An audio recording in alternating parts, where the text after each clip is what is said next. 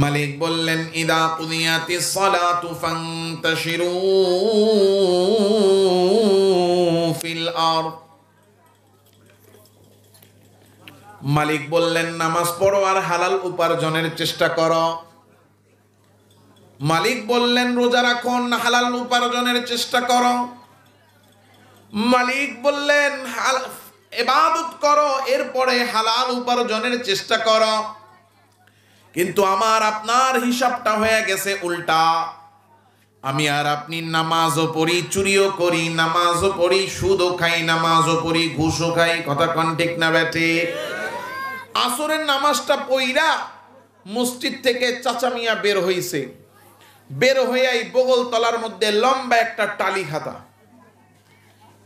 এখন এলাকার পোংটা একটা পিচ্চি জিজ্ঞাসা করে, চাচা বগলে খাতা লইয়া কই বাইর হইলেন? এখন চাচা কয় কালেকশনে বাইর হইছি। কই বাইর হইছে? কালেকশনে বাইর হইছে।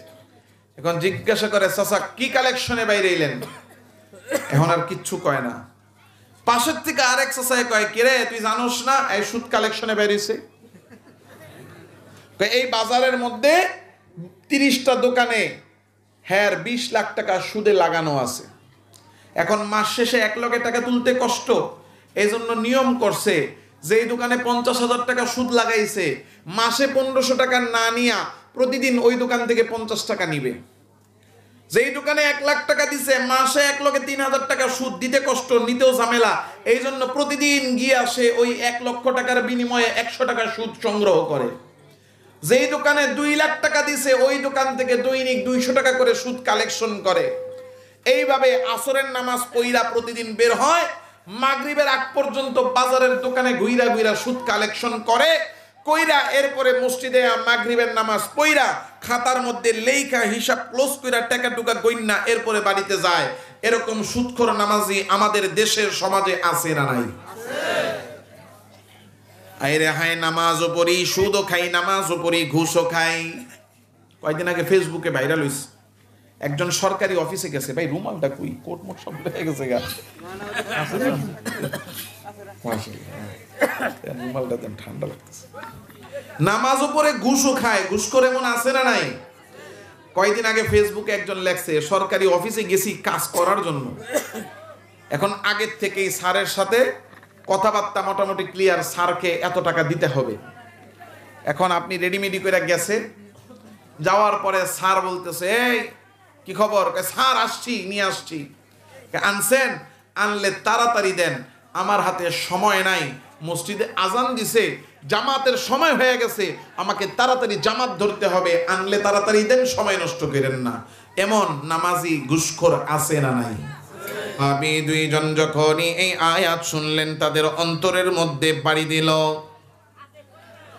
রিজিক দেওয়ার দায়িত্ব আল্লাহ নিয়েছেন, আমাদের রিজিকের প্রয়োজন এটা আল্লাহর জানা আছে না নাই?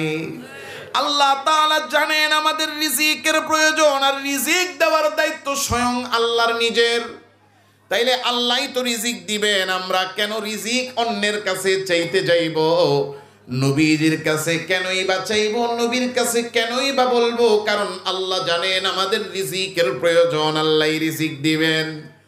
সাহাবী দুইজন আর যে হাত উঠাইছিলেন নবীর দরজায় কোরআন আনার জন্য, কোরআন না দিয়া দুজন হাত ফেরত আনলেন। যে হাত লাগাইছিলেন ডাক দেওয়ার জন্য, ডাক না দিয়া মুখ বন্ধ করলেন।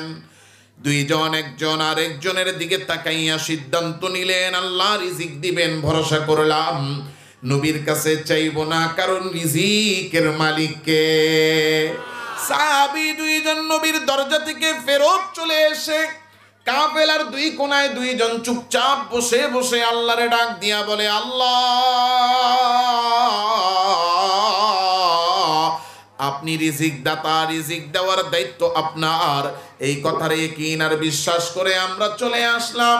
এখন আপনি আমাদের জন্য রিজিকের ব্যবস্থা করেন। কিছুক্ষণ সময় অতিবাহিত হচ্ছে, হঠাৎ করে সবাই দেখতে পেল মদিনার ভিতর থেকে দুইজন লোক হেঁটে হেঁটে আসতেছে। কাছে আসার পরে দেখা গেল একজনের হাতে একটা পাত্র, ওই পাত্রের ভিতরে রুটি বানানো থরে থরে সাজানো, আরেকজনের হাতে একটা পাত্র, ওই পাত্রের ভিতরে গোশত ভুনা দিয়া ভরপুর। সবাই মনে মনে ভাবলো নবীজি খাবার পাঠাইছেন। ওই দুইজন সাহাবী চিন্তা করলেন হয়তোবা আল্লাহ ওহী পাঠাইয়া নবীরে জানাইছেন, আর নবীজি হয়তোবা তাদের মাধ্যমে খাবারগুলা পাঠাইছেন। তারা দুইজন এসে বলল, আপনাদের না খাবারের প্রয়োজন, আপনাদের জন্য মেহমানদারি এসেছে। এই জিনিস নিয়ে গ্রহণ কইরা কাফেলার লোকেরা দস্তরখান বিছাইয়া সবাই খানা খাইতে বসে গেল। এত মজার খানা কেউ জীবনেও খায় নাই। যে দুইটা রুটি খাইতো সে এখন তিনটা রুটি খায়, যে তিনটা রুটি খাইতো সে মজা পাইয়া চারটা রুটি খায়, যে চারটা রুটি খাইতো মজা পাইয়া পাঁচটা রুটি খায়। সবাই তৃপ্তি সহকারে পেট বইরা খানা খাওয়া শেষ করলো। খাবার শেষে দেখা গেল যেই খাবার আসছিল এখনো শেষ হয় নাই। সবাই খাওয়ার পরে এখনো কিছু খাবার বেঁচে আছে। যা পাঠাইছে খাওয়ার পরে কিছু খাবার এখনো আছে। আমি আর আপনি হইলে বলতাম এই খাবার কি করব, জাল দিয়া রাত্রের জন্য রেখে দাও, কারণ এই বেলায় তো চাইয়া আনলাম, রাত্রের খাবার কোথায় পাবো। সাহাবায়ে কেরামের একিনটা এমন ছিল, এই বেলা খাইছি আগামী বেলা কি খাবো এইটা নিয়ে তাদের পেরেশানি ছিল না, কারণ তাদের একিনটা ছিল কার উপরে? জোরে বলেন। পরামর্শে বসে গেছে বেঁচে যাওয়া খাবারগুলো আমরা কি করতে পারি। বেঁচে যাওয়া খাবারগুলো কি করব, যখন পরামর্শে বসছে একজন সাহাবী দাঁড়ায়া বলে, আমরা তো নবীর কাছে এক বেলার খাবার চাইছিলাম, সবাই পেট ভরে এক বেলা খানা খাইছি, মানে এক বেলার খানা যা চাইছি তা আমরা পাইছি। বেঁচে যাওয়া খাবারগুলো আমাদের না, ওই খাবারগুলো অতিরিক্ত, ওই খাবারগুলো নবীর দরবারে ফেরত দিয়ে আসো। আরেকজন দাঁড়ায়া বলতেছে, আমরা যেমন নবীর দরবারে মেহমান, ঠিক তেমন ভাবে নবীর দরবারে আরো মেহমান আসতে পারে। বেঁচে যাওয়া খাবারগুলো নবীজির দরবারে ফেরত পাঠিয়ে দাও, তাইলে বেঁচে যাওয়া খাবারগুলা দিয়া নবী অন্য মেহমানদেরকেও মেহমানদারি করতে পারবে। সিদ্ধান্ত হওয়ার পরে বেঁচে যাওয়া খাবারের দুইটা পাত্র দুইজনরে দিয়া নবীর দরবারে পাঠানো হলো। নবীজি সাল্লাল্লাহু আলাইহি ওয়াসাল্লামের কাছে যাইয়া সাহাবীরা বলে, ইয়া রাসূলুল্লাহ, বেঁচে যাওয়া খাবারগুলো আপনার দরবারে ফেরত নিয়ে আসছি। নবীজি বলেন, কোন বেঁচে যাওয়া খাবার আনলা? বলে, আপনি যে ইয়ামেনের কাফেলার লোকদের জন্য খাবার পাঠাইছিলেন সেখানে খাওয়ার পরে বেঁচে গেছে, ফেরত আনছি। বলে, কোন ইয়ামেনি কাফেলা? আমার সামনে ডেকে আনো। ইয়ামেনি কাফেলা সবাই নবীজির সামনে হাজির। নবীজি বলেন, কি ঘটেছে আমাকে খুলে বলো। দাঁড়ায়া বলতেছে, ইয়া রাসূলুল্লাহ, আস্তে আস্তে সব খাবার শেষ হয়ে গেছিল, দুইজনরে পাঠাইছিলাম খাবার চাওয়ার জন্য, এরা খাবার চাইয়া গেল, এরপরেই তো আপনি খাবার পাঠাইলেন, বেঁচে যাওয়া খাবারগুলো আপনার দরবারে ফেরত পাঠাইছি। নবীজি ডাক দিয়া বলেন, কোন দুইজনরে পাঠাইছিলা? ওই দুইজন দাঁড়ায় গেছে। নবীজি বলেন, কখন তোমরা আমার কাছে আসছিলা? বলে, ইয়া রাসূলুল্লাহ, যখন পাঠাইছে তখনই আসছিলাম। আমরা আপনার কাছে বলতাম, কিন্তু যখনই আপনাকে ডাক দিতে যাব, দরজায় কড়া নাড়ার জন্য হাত উঠাইছি, ওই সময় শুনতে পেলাম আপনি ঘরের ভিতর থেকে কোরআন তিলাওয়াত করেন। ওয়ামা মিন দাব্বাতিন ফিল আরদি ইল্লা আলাল্লাহি রিজকুহা, আপনি পড়তেছেন জমিনে যত প্রাণী আছে সমস্ত প্রাণীকে রিজিক দেওয়ার দায়িত্ব শুধুমাত্র কার? জোরে কন্যাকে। পিছনের যারা তারা বলেন না রিজিক দাতাকে? রিজিক দাতা আল্লাহ। আমরা এটা শুনে চিন্তা করলাম, আল্লাহই তো রিজিক দাতা, রিজিক আল্লাহ দিবেন, আমাদের রিজিকের প্রয়োজন এটাও আল্লাহ জানেন, তাইলে আল্লাহই তো সময় মতো রিজিক দিবেন, আমরা আপনার কাছে কেন চাইব? এই কথা চিন্তা করে আমরা চলে গেলাম। পরে দেখলাম মদিনার ভিতর থেকে দুইজন খাবার নিয়ে আসছে। আমরা তো মনে মনে ভেবেছিলাম হয়তো আল্লাহ ওহী পাঠাইছে আপনার কাছে, এই জন্য আপনি খাবার পাঠাইছেন। নবীজি ডাক দিয়া বলে, আমার সাহাবীরা শুনে নাও, আরে তোমরা দুইজনে কিন করেছো যে আল্লাহ তোমাদের জন্য রিজিক দিবেন। আল্লাহ রিজিক দাতা, রিজিক দেওয়ার মালিক আল্লাহ। শুধুমাত্র এই কথার একিন করে তোমরা আমার কাছে না বলেছ, আমার কাছে বলো নাই। এই জিনিসটা আমার আল্লাহর কাছে এত পছন্দ হইছে, এত পছন্দ হইছে যে আল্লাহ আমাকে কোনো ওহিও পাঠাই নাই, আমিও কোনো খাবার পাঠাই নাই, বরং তোমাদের একিনের কারণে স্বয়ং আল্লাহ ফেরেশতা দিয়া তোমাদের জন্য জান্নাত থেকে তোমাদের জন্য জান্নাতি খাবার পাঠাইয়া দিছেন। বলেন তো এই রিজিক দাতা আল্লাহ আছে না নাই? যে আল্লাহ সাহাবীদেরকে রিজিক দিতে পারেন জান্নাত থেকে, ওই আল্লাহ আমাকে আপনাকে রিজিক দেওয়ার ক্ষমতা আল্লাহর আছে না নাই? আমার আপনার অন্তরে শুধু একিন নাই যে আমার আল্লাহ রিজিক দিতে পারেন। যদি আমি আর আপনি অন্তরে একিন রাখতাম, আমার আল্লাহ আমাকে আপনাকে রিজিক দিতেন। কারণ আল্লাহ এই জন্য কোরআনে বলে দিলেন, ফাইদা কুদিয়াতিস সালাহ ফান্তাশিরু ফিল আরদ ওয়াবতাগু মিন ফাদলিল্লাহ। ও আমার বান্দারা, তোমাদের এক নাম্বার কাজ হলো নামাজ আদায় করা, যথা সময়ে ইবাদত করা।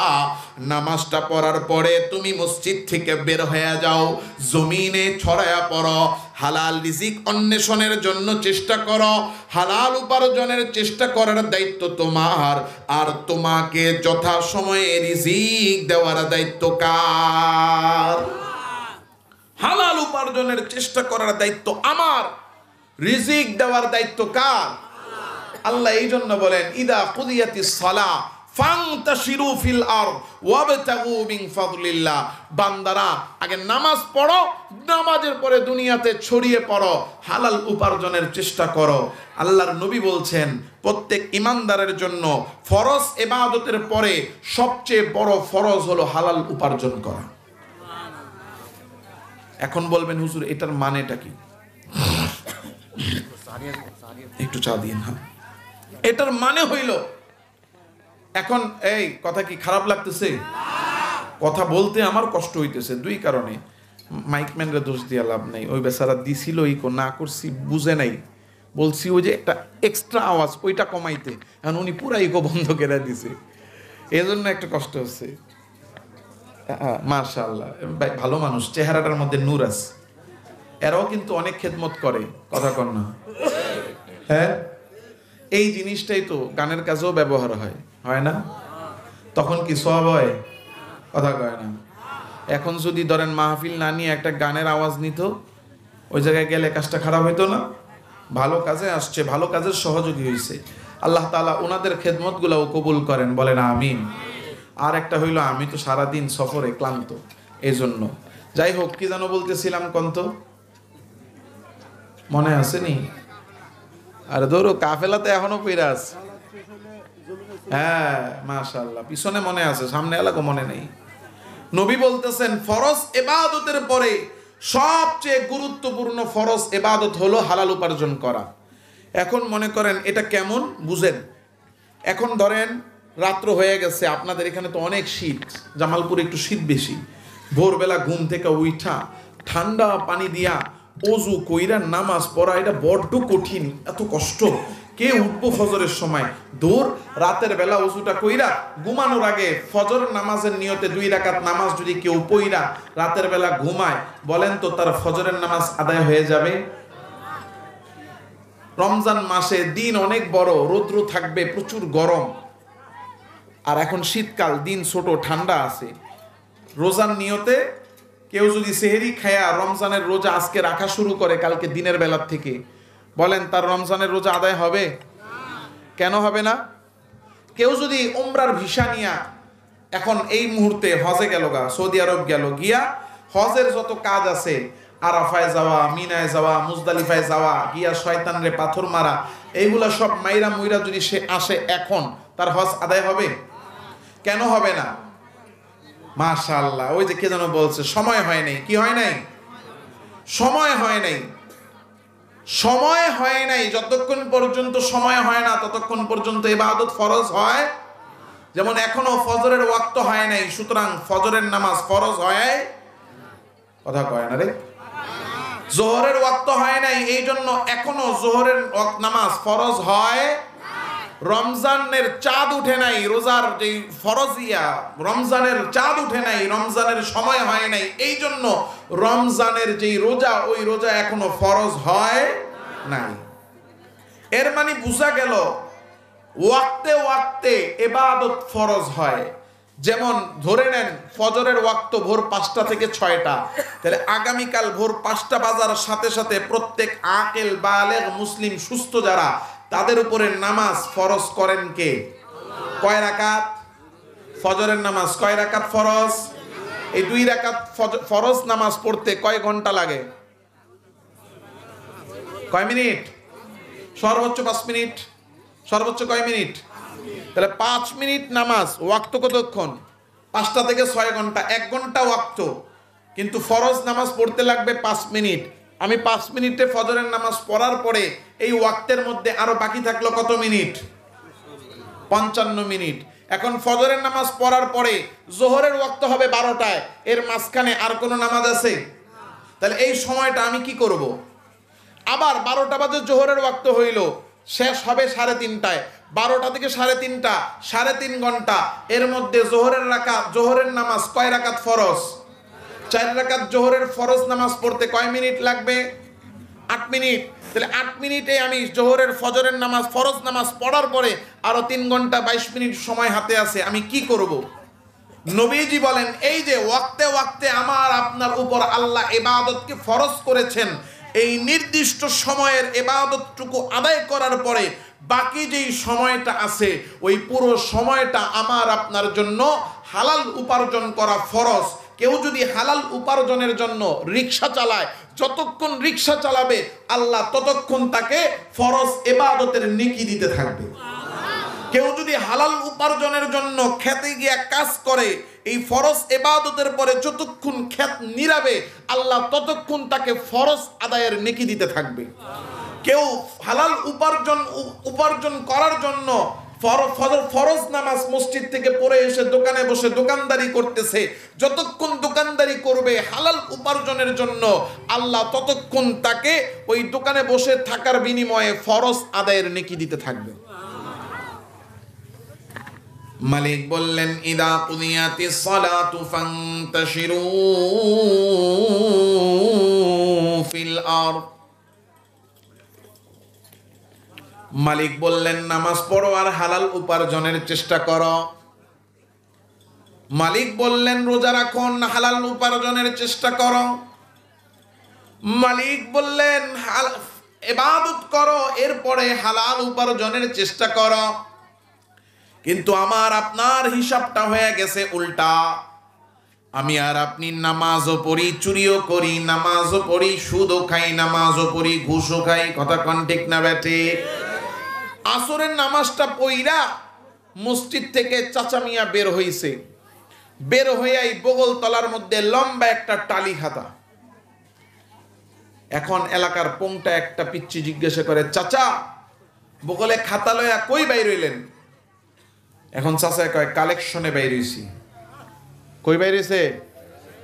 কালেকশনে বাইর হইছে। এখন জিজ্ঞাসা করে চাচা কি কালেকশনে বাইর হইলেন? এখন আর কিচ্ছু কয় না। পাশের থেকে আরেক চাচা কয় কিরে তুই জানোস না এই সুদ কালেকশনে বাইর হইছে? এই বাজারের মধ্যে 30টা দোকানে হ্যাঁ 20 লাখ টাকা সুদে লাগানো আছে। এখন মাস শেষে 1 লাখ টাকা তুলতে কষ্ট, এই জন্য নিয়ম করছে যে এই দোকানে 50,000 টাকা সুদ লাগাইছে, মাসে 1500 টাকা না নিয়া প্রতিদিন ওই দোকান থেকে 50 টাকা নিবে। যেই দোকানে 1 লাখ টাকা দিছে, মাসে 1,03,000 টাকা সুদ, দিতে কষ্ট, নিতেও ঝামেলা, এই জন্য প্রতিদিন গিয়ে আসে ওই 1 লক্ষ টাকার বিনিময়ে 100 টাকা সুদ সংগ্রহ করে। যেই দোকানে 2 লাখ টাকা দিছে ওই দোকান থেকে দৈনিক 200 টাকা করে সুদ কালেকশন করে। এইভাবে আসরের নামাজ পইরা প্রতিদিন বের হয়, মাগরিবের আগ পর্যন্ত বাজারের দোকানে ঘুইরা ঘুইরা সুদ কালেকশন করে, কইরা এরপরে মসজিদে মাগরিবের নামাজ পইরা খাতার মধ্যে লেখা হিসাব ক্লোজ কইরা টাকা টুকা গইন্না এরপরে বাড়িতে যায়। এরকম সুদখোর নামাজি আমাদের দেশের সমাজে আছে না নাই? আইরে হাই নামাজও পড়ি, সুদও খাই, নামাজও পড়ি, ঘুষও খাই। কয়েকদিন আগে ফেসবুকে ভাইরাল হইছে, একজন সরকারি অফিসে গেছে, ভাই রুমালটা কই, কোট মোট সব হয়ে গেছে গা, রুমালটা দেন, ঠান্ডা লাগতেছে।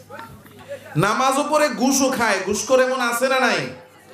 কয়েকদিন আগে ফেসবুকে একজন লেখছে, সরকারি অফিসে গেছি কাজ করার জন্য, এখন আগের থেকেই স্যারের সাথে কথাবার্তা মোটামুটি ক্লিয়ার, স্যারকে এত টাকা দিতে হবে। এখন আপনি রেডিমেডি করে গেছে, যাওয়ার পরে স্যার বলতেছে, এই কি খবর? স্যার আসছি, নিয়ে আসছি। আনছেন? আনলে তাড়াতাড়ি দেন, আমার হাতে সময় নাই, মসজিদে আজান দিছে, জামাতের সময় হয়ে গেছে, আমাকে তাড়াতাড়ি জামাত ধরতে হবে, আনলে তাড়াতাড়ি দেন, সময় নষ্ট করেন না। এমন নামাজি ঘুষখোর আছে না নাই? কথা কয় না। আমার নিজের জীবনের একটা ঘটনা শুনাই। আমাকে একজন এসে ঘটনা শুনাইছে, হুজুর আমি বড় একজন ব্যবসায়ীর একটা, ওই যে থাকে না ম্যানেজার টাইপের, যারা ওই বড় ব্যবসায়ীর সব কিছু হ্যান্ডেল করে, বলে আমি ওনার সব কিছু দেখশন করতাম, তো ওনার একটা সাইটে অনুমতি হচ্ছে না, ওই যে সরকারি ইঞ্জিনিয়ার বা সরকারি এরকম একজন অফিসার কর্মকর্তা, ওনার সাইন লাগবে। যাই হোক, বহুত ঘোরাঘুরি করার পরে মোটামুটি একটা অ্যামাউন্ট নির্ধারণ হয়েছে যে এত টাকা ওনাকে দিলে উনি ফাইলটা সাইন করবে। এখন কথা হয়েছে কবে? আগামীকালকে আসবেন, টাকা দিয়া যাবেন, ফাইলের কাজ হয়ে যাবে। এখন উনি পরদিন ঘুরা মুইরা দৌড় ঠোর দিয়া টাকা টুকা রেডি কইরা অফিসে গিয়া যখন স্যারের চেম্বারে গেছে, গিয়া দেখে স্যার চেম্বারের ভিতরে যায় নামাজ বিছে, মাত্র নামাজে দাঁড়াবে। এখন স্যারের গিয়ে কয়, স্যার আমি আইছিলাম। আইসেন তো কি হয়েছে? স্যার আমার একটু বিদায় করেন। দেরি করেন, বসেন, যায় নামাজ বিছাইছি, নামাজ পড়মু, নামাজ পড়া পরে আপনার সাথে লেনদেন করতেছি। স্যার আমার হাতে সময় নাই, আপনার এখানে হিসাব ক্লোজ কইরা আমার আরো কয়েক জায়গায় যাইতে হবে, অনেক বড় ব্যবসায়ীর অনেক কাজ, স্যার আমার সেখানে যাইতে হবে, একটু মেহেরবানি করে আমারে বিদায় করেন। কয় মিয়া 5টা মিনিট লাগবো নামাজটা পড়ি। কয় স্যার আমার তো মাত্র 30 সেকেন্ড লাগবো, আমি খালি দিমু, আপনি খালি নিবেন। কয় দূর মিয়া, যায় নামাজে দাঁড়ায় কি নেওয়া যায়? কয় স্যার গণা আছে, সব হিসাব করা, আপনি রাখেন, পরে আপনি হিসাব করে নিয়েন। কয় যায় নামাজে দাঁড়ায় কি এই জিনিস ধরা যায়? দূর মিয়া, আপনি গোজালে আর পারি না। ঠিক আছে, এক কাজ করেন, ওটা বাইরে কইরা ওই যে সামনে যায় নামাজের তলা, ওই যায় নামাজের তলায় রাইখা যান, নামাজ শেষে আমি দেখমুনে ঠিক আছে। এমন ঘুষ করে নামাজি আছে না নাই? আমার ভাইয়েরা বাবারা, আজকে আমি আপনি নামাজও পড়ি, সুদও খাই, নামাজও পড়ি, ঘুষও খাই। মসজিদ থেকে বাজারের মসজিদ, মসজিদ আছে না বাজারে? বাজারের মসজিদে নামাজটা পইরা আসছি, আইসা দেখি দোকানের সামনে 3-4 জন কাস্টমার দাঁড়ায় আছে, টুপি খোলার সময়টাও এখনো পায় নাই। কাস্টমার বলল 3 কেজি পেঁয়াজ দেন। কাস্টমার রে ওই মাথায় টুপি আর নামাজ পড়ে বেশি বের হয়ে আসা নামাজি দোকানদার কাস্টমার রে 3 কেজি পেঁয়াজ মাইপা দিল, কিন্তু 300 গ্রাম কম দিয়া দিল। এমন নামাজি ওজনে কম দেয় ব্যবসায়ী আছে না নাই? নামাজ যে অজুতে পড়েছে, ওই অজু এখনো ভাঙ্গে নাই, কিন্তু কাস্টমার আসলো তারে 1 নাম্বারের জায়গায় 1 নাম্বার বলে ধোকা দিয়া 2 নাম্বার মাল দিয়া দেয়, আছে না নাই? আমার ভাইয়েরা বাবারা, আমি আপনি নামাজও পড়ি, রোজাও রাখি, যাকাতও দেই, হজও করি, আবার চুরিও করি, ওজনেও কম দিই, 1 নাম্বার বলে 2 নাম্বার মাল বেচি, আবার হারাম জিনিস বিক্রি করি, হারামের ব্যবসা করি, আবার সুদও খাই, ঘুষও খাই, গরিবের মাথায় বাড়ি দিয়া রিলিফের চাল ডাল তেল চুরি করে খাই, আবার নামাজটা পইরা মসজিদের থেকে বের হইয়া খেতে যাইয়া কোদাল নিয়া আইল কাইটা অন্যের জমি নিজের ভিতরে ঢুকাই। আমি আর আপনি মনে মনে ভাবি নামাজ পড়ে জান্নাত পাইয়া যাব, আর দুনিয়াতে যা করার কইরা নেই, কোনো সমস্যা নাই। না না না, আল্লাহ নিজে ডাক দিয়া বলেন, ইয়া আইয়ুহান নাসু কুলু মিন তাইয়্যিবাতি মা রাযাকনাকুম ওয়াশকুরু লিল্লাহি ইন কুনতুম ইয়াহু তা'বুদুন।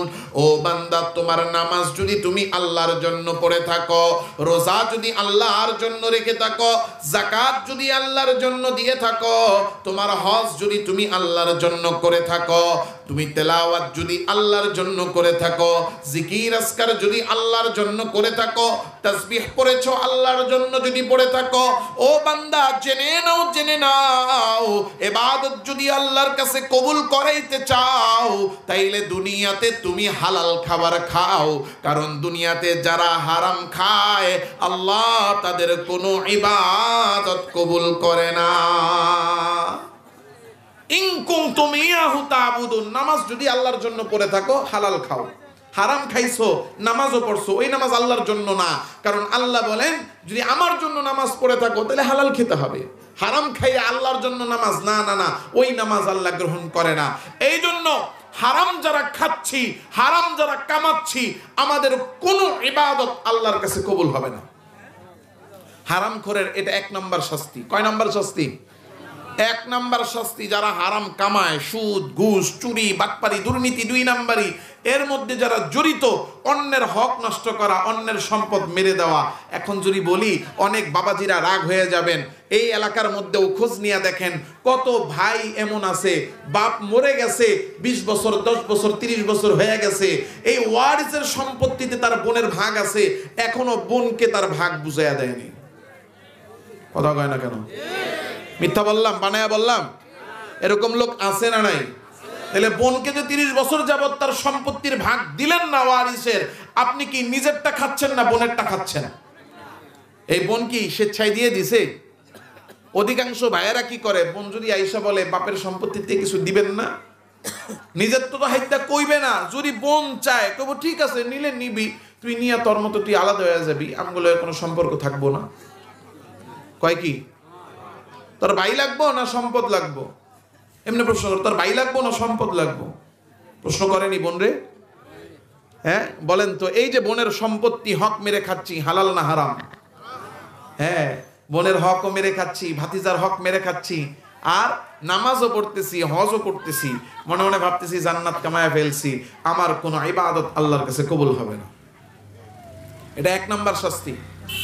হারাম যারা কামাচ্ছি, হারাম যারা খাচ্ছি, আমাদের 2 নম্বর শাস্তি কি? নবীজি সাল্লাল্লাহু আলাইহি ওয়াসাল্লাম হাদিসে বলেন, লা ইয়াদখুলুল জান্নাতা জাসাদুন গুদ্দিয়া বিহারাম। যে ব্যক্তি হারাম খায়, হারাম খাদ্য যেই শরীরে প্রবেশ করেছে, ওই শরীর আল্লাহর জান্নাতে প্রবেশ করবে না। জান্নাতে যাওয়ার ইচ্ছা আসেনি? আছে? কার কার নাই হাত তুলেন? কার কার আছে হাত তুলেন? নারায়ে তাকবীর। আল্লাহ সবাইরে জান্নাতি বানায়া দেন, আমাদের কবুল করেন। নামান নবীজি বলতেছেন হারাম খাইছো জান্নাতে যাইতে পারবা না। হারাম করের 2 নম্বর শাস্তি। হারাম করের 3 নম্বর শাস্তি, নবী বলেন ওয়ান্নারু আউলা বিহি। যেই শরীরে হারাম ঢুকছে ওই শরীরের উপযুক্ত স্থান হলো জাহান্নাম। এটা হলো 3 নম্বর শাস্তি। হারাম আমি আর আপনি যারা খাচ্ছি, হারাম খাচ্ছি, দুনিয়া আখিরাত দুটোটা নষ্ট করতেছি। দুনিয়াও শেষ, আখিরাতও শেষ। বলবেন হুজুর দুনিয়া কেমনে শেষ? দুনিয়া শেষ এমনে যে, কারণ আমি আর আপনি হারাম উপার্জনের জন্য চুরি করলাম, বাটপারি করলাম, কত শয়তানি বুদ্ধি খাটাইলাম, কত মেহনত, কত কষ্ট, কত চেষ্টা করলাম, কিন্তু রিজিক যা নির্ধারিত তার চেয়ে বেশি তো কেউ খাইতে পারলাম না। নির্ধারিত রিজিকের চেয়ে বেশি কেউ খাইতে পারবে? বলেন না কেন পারবে? আল্লাহর নবী বলতেছেন কাতাবাল্লাহু রিজকা ইবনি আদম হায়াতাহু মামাতাহু ক্বাবলা 50 আলফ সানা। মানুষকে দুনিয়াতে পাঠানোর 50,000 বছর আগে, কয় বছর? 50,000 বছর আগে আল্লাহ লিপিবদ্ধ করে রাখেন বান্দার রিজিক কি পাবে দুনিয়াতে, বান্দা কতদিন বাঁচবে, কবে মরবে, সব আল্লাহ দুনিয়াতে পাঠানোর 50,000 বছর আগে আল্লাহ লিখে রাখেন। আল্লাহর লেখা ডিঙ্গায়া কেউ বেশি খাইতে পারবে? হ্যাঁ, আল্লাহর লেখা মিথ্যা প্রমাণ করে কেউ কম খেয়া দুনিয়া থেকে যাইতে পারবে? হ্যাঁ, এই যে দেখেন না, আমাদের তো বুঝ নেই, আমাদের তো বিবেক নাই। এই যে এখানেও বহুত মুরব্বী চাচা পাওয়া যাবে যার বয়স 70 বছর কিন্তু সুস্থ, শরীরে ডায়াবেটিস নাই, আছে না এমন অনেক? 2-4-5 জন তো পাওয়া যাবেই। কিন্তু আমার বয়স কত হয়েছে? এখনো 40 হয় নাই, 35-এর কাছাকাছি, একটু কমই আছে, বেশি নেই। কিন্তু কি ডায়াবেটিস হয়েছে, হাই প্রেশার হয়েছে, মোটামুটি খুঁজলে আরো 2-4টা পাওয়া যাবে রোগ। এখন এই যে রোগ, আবার যত দিন যাচ্ছে রোগের পরিমাণ বাড়তেছে। আগে শুধু শুনছি ডায়াবেটিস, 30 বছর আগে বাংলাদেশে ডায়াবেটিস ছিল না, এখন ডায়াবেটিস তো হয়েছে, আবার নতুন বাইরেছে থাইরয়েড। এটাও যে একটা ডায়াবেটিসের মতো আরেক রোগ, এটাও আমার জানা ছিল না, এটা কয়েকদিন আগে জানছি। যতদিন যাচ্ছে নতুন নতুন রোগ বাড়তেছে। আর রোগ বাড়লে কি হয়? রোগ বাড়লে ডাক্তাররা বলে এটা খাবেন না, এই রোগের জন্য এটা ক্ষতি, ওই রোগের জন্য এটা ক্ষতি, খাবেন না খাবেন না, খাইতে না করেনি। হ্যাঁ, দেখেন আগে আমরা যখন ডাক্তারের কাছে যাইতাম, ডাক্তার কি সমস্যা শুই না বলতো, ঠিক আছে আপনার কি সমস্যা, চুলকানি, গরুর গোশত, চিংড়ি মাছ, ইলিশ মাছ খাবেন না, আর বাকি সব খাবেন। কি সমস্যা? ডায়াবেটিস, চিনি আর মিষ্টি খাবেন না, বাকি সব খাবেন। আর এখন ডাক্তারের কাছে গেলে কি সমস্যা, কিছুই না, খালি একটু শরীরটা দুর্বল দুর্বল লাগে।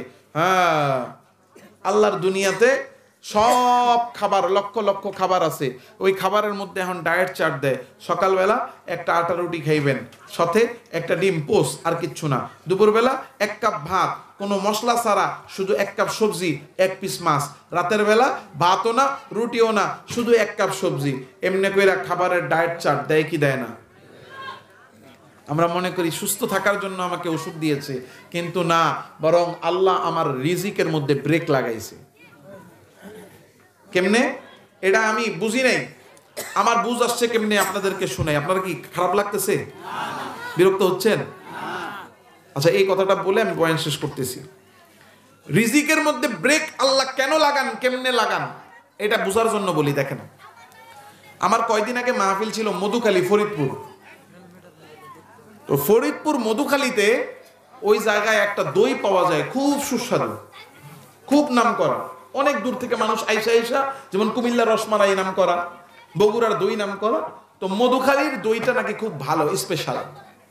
যুবকদের মাহফিল, তো সবাই তো চেষ্টা করে সাধ্য অনুযায়ী, ঢাকার থেকে হুজুর আসছে, তারা একটু ভালো মন্দ খাওয়ানোর, যার যেমন সামর্থ্য, যেই জায়গার যে যেমন প্রচলন। তো ওনারা আমারে খাওয়ানোর জন্য বা মেহমানদারি করার জন্য সবার জন্যই দই আনছে। তা আমার ওই সময়টাতে শরীর অনেক বেশি খারাপ ছিল, ডায়াবেটিস ওই দিন মাপছি 15, কারণ রাতের ঘুম নাই। গতকালকেও চট্টগ্রাম ছিলাম, সারা রাত্র গাড়িতে। আজকেও যাইতে যেতে ফজর পার হবে কিনা আল্লাহ ভালো জানে। তা আমরা তো রাত্রে রাত্রে খালি গাড়িতে থাকি, তো মাহফিলের সিজনে শরীর খারাপই থাকে, মোটামুটি অসুস্থতা থাকে। তো ওই দিনই মাপছি ডায়াবেটিস 15। এই বয়সে ডায়াবেটিস 15 মানে যা থাকার দরকার তার 4 গুণ। এখন ওই দিনই মাপছি, এই জন্য মনের মধ্যে ভয়, নতুন নতুন তো ওই দিনই মাপছি, তো একটু মনে আছে আজকেই তো মাপলাম এত বেশি, খাওয়াটা একটু হিসাব করে খাইতে হবে। তো রাত্রে খানা খাইতে বসছি, একটু কম কম করে ভাত খাইলাম। এখন ওনারা বলতেছে হুজুর কিছুই তো খাইলেন না, এত আয়োজন করলাম। আমি বললাম যা দরকার ভাই তাই খাইছি, এর চেয়ে বেশি খাওয়া সম্ভব না। পরে এসে খেতেছে কি হুজুর, তাইলে আমাদের মধুখালীর দইটা খুব স্বাদ, একটু দইটা খান। কি খান? একটু দইটা খান। আমি বললাম না ভাই, দই খাবো না। হুজুর একটু খেয়ে দেখেন, অনেক নাম করা। বুঝছি, কিন্তু খাওয়া যাবে না। পাশে তার হুজুর একটু টেস্ট করেন না, এত রিকোয়েস্ট, আপনার জন্যই আনছি। না ভাই, বলছেন খুশি হয়েছি, কিন্তু এটা খাইলে আমার ক্ষতি হবে। 3 বার 4 বার 5 বার, বুঝেন না, যুবক পোলাপান অনেক সাদাসাদি করতেছে। পরে লাস্টে একজন বইলা ফেলেছে, হুজুর আপনি মনে হয় দই মিষ্টি পছন্দ করেন না, এর লেগা খাইলেন না। দই মিষ্টি পছন্দ করেন না, এই জন্য আপনি খাইলেন না। এই কথাটা যখন বলছে, তখন আমি তার দিকে তাকাইলাম, তাকে একটা মুস্কি হাসি দিলাম, দিয়ে গেলাম দই মিষ্টি আমার পছন্দ না, আপনি কেমনে জানলেন? নাইলে হুজুর এত সাদাসাদি করলাম, খাইলেন না, কারণটা কি? আমি বললাম বিড়াল কি মান্দার গাছে এমনি এমনি উঠে? আমার মিষ্টি এত পছন্দ, মানে আমি আপনাদেরকে শোনাচ্ছি বাস্তবতাটা, এরপরে গিয়ে যখন কথা শেষ করব বুঝবেন কেন এই কথা শুনাইলাম। আমার মিষ্টি এত পছন্দ যে চিনিতে ডুবানো রসের গোল্লা, যেটা এই রসগোল্লা এক বসায় আমি আল্লাহ আমারে খাওয়াইছে 17টা বড় বড় রসগোল্লা। আপনাদের এখানে তো ছোট, আপনাদের এখানে ছোট যেটা, এই যে দোকান বাজারে দেখলাম মিষ্টি এই সাইজের 2টা সমান হবে একটা, এই জায়গার হিসাব করলে 34টা মিষ্টি হবে। ধরলাম 17টা মিষ্টি এক বসায় খাইছেন, এক বসায়। এমন কেউ আছেন 17টা বা তার চেয়ে বেশি খাইছেন? আছে, আন্দাজ করে থাকলে আসেন নি এই জায়গায়। এখানে যদি থাকেন যে আমি খাইছি, ওকে অন্য জায়গার কথা কই নেই, আছে এরকম সবাই কয়, এই গ্রামে একজন আছে, এখানে আসেনি এটা কোন, আবার ওকে আছে, কে আছে কোন যে হুজুর আমি খাইছি, শরমে তো কিছু নেই। কেউ খায়া থাকলে কোন হুজুর আমি খাইছি 17টা মিষ্টি বাতার বেশি, হ্যাঁ এই যে আসে নাই। এখানের উপস্থিত থাকলে বলেন, উপস্থিত নেই, আছে। এর তো গল্পের মধ্যে আছে একজনে 100 কেজি খেয়ে লাইছে। হ্যাঁ, গল্পের কথা বলে লাভ আছে? উপস্থিতির কথা বলছি। উপস্থিতি এখানে 200-300 লোক আছেন না, কথা কয় না। 300 জনের মধ্যে তাইলে বোঝা গেল মিষ্টি খাওয়ায় আমি ফার্স্ট, কথা কয় না। মিষ্টি খাওয়ায় আমি ফার্স্ট, যদি কেউ থাকেও তাহলে আমি সেকেন্ডে আছে। এতক্ষণে খবর হয়েছে ওই বেটার উত্তর গ্রহণযোগ্যই না, হলের থেকে বাইরে কয়ে আছে, হলের থেকে বেরোয় যদি উত্তর লেখে কামাইব। প্রশ্ন শেষ, উত্তর নেওয়া শেষ, এখন আর উত্তর নেওয়া হইব না। এখন যা বলি শুনেন, এটা কোনো চ্যালেঞ্জ না, যা বুঝানোর চেষ্টা করতেছি তা বুঝেন। কেন বললাম যে এখানে কেউ আসেন কিনা, মানে বুঝানোর জন্য যে এখানে এতগুলা মানুষ আপনারা আছেন, আপনাদের মধ্যে মিষ্টিটা হিসাব করলে বোঝা যাবে যে সবচেয়ে বেশি মিষ্টি কার কার পছন্দ। যদি 3 জন ধরেন তাহলে আমি আসি না। এখন আমি এই এক লোক এক বসায় যে 17 মিষ্টি খাইছে, সে অন্য সময় মিষ্টি খাইলে কি অর্ধেক মিষ্টি খাইতো না 4-5টা খাইতো? বেশি বেশি খাইতাম না? এবার বুঝেন আসল কথাটা। আল্লাহ তাআলা রব্বুল আলামিন আমাকে আপনাকে দুনিয়াতে রিজিক নির্ধারণ করে পাঠাইছেন। নির্ধারিত রিজিকের মধ্যে মিষ্টির একটা পরিমাণ নির্ধারণ আছে না নাই? যে একটা বান্দা 50 বছর হায়াত পাবে, এই হায়াতে ও 50 মণ মিষ্টি খাবে। 50 বছর হায়াতে ও 5 মণ মরিচ খাবে। 50 বছরে ও 5 কেজি লবণ খাবে। 50 বছরে ও 5 কেজি পানসা খাবে। 50 বছরে ও 50 কেজি তেঁতুল খাবে, টক খাবে। রিজিকের মধ্যে এটা নির্ধারণ করা আছে না নাই? এখন আমার তো মিষ্টি খাইতে বড় মজা লাগে, হায়াত 50 বছর ধরে নিলাম, 50 বছরে আল্লাহ মিষ্টির বাজেট রাখছে 50 মণ। বয়স ধরেন 30 বছর। 30 বছরে এই যে এক লগে 17টা একসাথে 4টা 5টা করে খাইতে খাইতে খাইতে খাইতে 30 বছরে বাজেট ছিল 50 মণ, 45 মণ মিষ্টি 30 বছরে খেয়া ফেলাইছি। তাহলে বাজেটের 50 মণের মধ্যে 45 মণ খেয়া ফেলাইলাম, বাকি আছে কয় মণ? আর 50 বছরের মধ্যে 30 বছর গেছে গা, বাকি আছে কয় বছর? তাহলে 30 বছরে 45 মণ খাইলাম, 20 বছরের জন্য বাজেট বাকি আছে মাত্র 5 মণ। যেই বেটার 10 বছরে 15 মণ লাগে, 20 বছরে 5 মণে কি তার হবে? কথা কয় না। তাহলে তো হিসাবে আমার খাওয়ার গতির হিসেবে আমার তো আরো দরকার 25 মণ, ওইটা শর্ট, ওইটা তো আমার রিজিকে বাজেট নাই। এখন যদি আল্লাহ আমার বাজেটের মধ্যে যদি বাধা না দেয়, যদি আল্লাহ ওই বাজেট খাওয়ার মধ্যে আল্লাহ যদি একটা স্টপেজ যদি না লাগায়, তাইলে তো আমার আরো বেশি খাইতে হবে, ওই বেশি তো আমার জন্য নাই। আল্লাহ তাআলা কইল, হ্যাঁ 30 বছরে তুমি 45 মণ খাইছো, 20 বছর তো আরো বাঁচবা, আর 5 মণ মিষ্টি তোমার 20 বছর লাগায়া খাইতে হবে। এখন কেমনে খাবে? ওর জিহ্বা তো আটকায় না। আল্লাহ বলে ওরে ডায়াবেটিস দে। দিবি তো দিবি। 30 বছরের একটা মানুষ রোগী হইলেও তার 10 ডায়াবেটিস থাকে, ওর হইব 15, যাতে ডবল হয়। যে জায়গায় 3 দিনে খাইতো ওই জায়গায় 7 দিনেও এখন খাবে না। মিষ্টির দোকানে ঘুইরা আসলাম, ওই যে বাজারে মাইনকা বাজারে, কিন্তু খালি দেখলাম, সাহস করলাম না খাইতে। কারণ কি? কারণ আল্লাহ একেবারে আটকে দিছে ডায়াবেটিস দিয়া। দুনিয়ার মধ্যে আমার আপনার জন্য নির্ধারিত পরিমাণের যে রিজিক আছে, যতই কামাই, যতই আমি খাইতে পারি না কেন, যতই আমি নিজের স্বাবলম্বী মনে করি, কামাইতে পারবো কিন্তু ভোগ করতে পারবো না। যেটা আল্লাহ রিজিকের রাখছেন তার চেয়ে 1 দানা বেশি কেউ খেতেও পারবে না, একটা দানা বাকি থাকতে কেউ মরবেও না। এতক্ষণের ঘটনায় বুঝতে পারছেন? কথা কি বুঝতে পারছেন? কেন বললাম এত কথা? 17 মিষ্টির কথা, মধুকালীর দইয়ের কথা কেন বললাম? ওই দই আমার রিজিকে নাই, এজন্য আল্লাহ আমার রিজিকের মধ্যে ব্রেক লাগাইয়া দিছে ডায়াবেটিস দিয়া। তোর মিষ্টি তো আর মাত্র 5 মণ বাকি, 20 বছর লাগাইয়া খাইতে হবে। এই জন্য আল্লাহ তাআলা অসুস্থতা দিয়ে দিছে।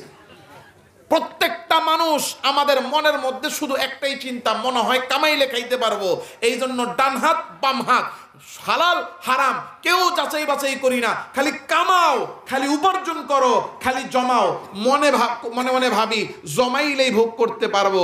সম্পূর্ণ ভুল ধারণা। রিজিকে যেটা নির্ধারিত ওইটাই আসবে, ওইটাই খেতে পারবো। এক দানা কমও না, এক দানা বেশিও না, নির্ধারিত পরিমাণের কম বেশি নেওয়া খাওয়া কারো পক্ষে সম্ভব না।